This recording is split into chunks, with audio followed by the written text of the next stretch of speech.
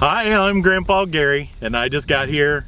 Today, I got the opportunity to fly the new E-flite RV-7, and I'm super excited because this is an airplane that the full scale can be built in your garage and flown for real, right? So this is like the opportunity to be out here and really fly something that I could really fly, right? So I thought that was pretty cool, and I just want to get this thing in the air and see what happens. Let's do it. So I got it in full rates, and I'm going to put flaps on one click. The wind is kind of coming from my right here. Not too bad though. Here we go.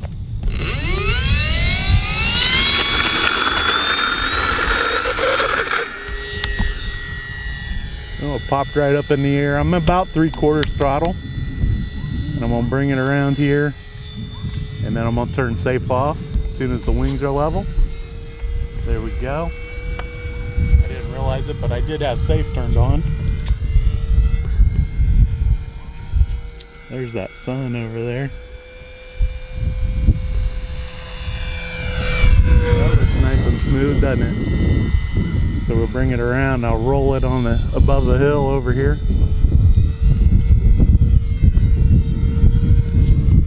Pretty good. Staying at the 3/4 throttle. This is flying on a 3S battery.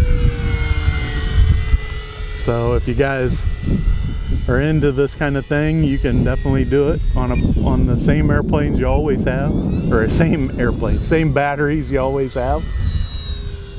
It's a pretty common battery out there. Got the timer set for 5 minutes today, guys. Nice slow pass here.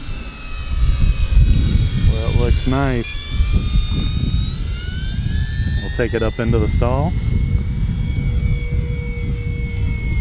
Oh, it was really climbing, so it would cut off the throttle and let it turn. We'll do the big loop for my buddy Rob.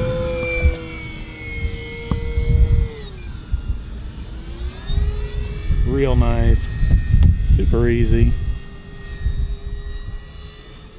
I wouldn't think this airplane would be super excited about being flown inverted, but we'll try that on the next right to left.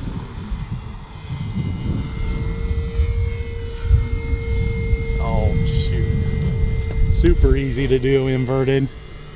We'll bring it around that way because it is very little down. Is holding this real easy. Oh yeah, could do that all day. This would be the perfect one to do a inverted challenge if Nate's listening.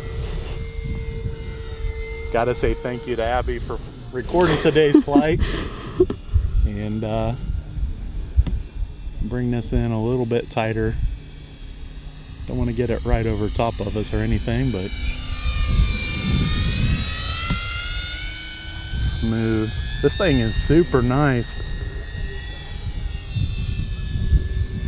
Now it does have the ability to drop those flaps a little bit farther, but I have not had great success. So on a Maiden, for me, we'll do one click of flaps when I bring it in for the landing. I'd say on the next pass it should be about ready. Or no, not the next pass. The next pass is going to be a high-speed pass. What am I saying? We got to do at least one high-speed pass. So let's get it. We'll take it up just a little bit, get a little downhill, and get it. Here we go. It's lined up perfect. Here we go, full speed. Yeah, that's pretty peppy for a 3S. Let's see. Nope, not the knife edge. Not quite. I suppose you could probably adjust your gains and things, and which spots the control horns are on. I got one click of flaps on for this landing, guys. A little bounce, but not too bad. Wiggle that tail to slow it down just a little bit so you didn't have to taxi so far. Look at those lights, man. Those are really cool. They got the landing lights and the navigation lights on the wingtips. That looks really cool.